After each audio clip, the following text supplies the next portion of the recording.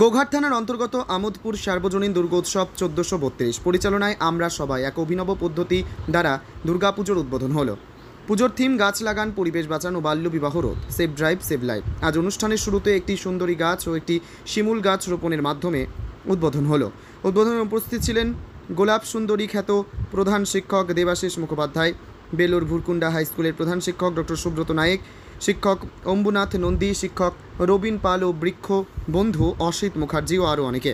গরিব বয়স্ক 50 জন মানুষকে বস্ত্র বিতরণ করা হয়, 100টি আমের চারা বিতরণ হয়।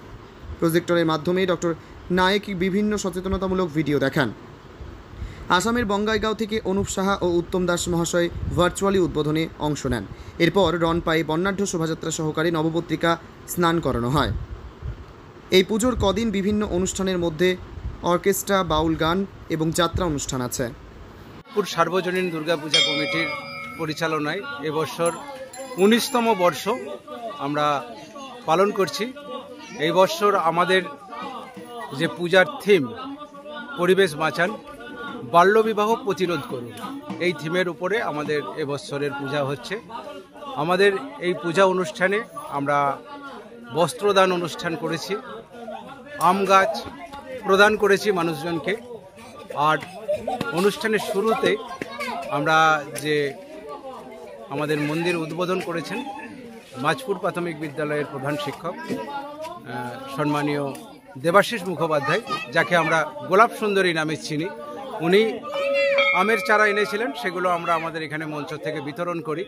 আর আমাদের সার্বজনীন পূজা কমিটির আয়োজনে একটি সুন্দরী গাছ আমরা গোলাপ সুন্দরীর হাত দিয়ে এখানে আমাদের লোকালয়ে বসিয়েছি।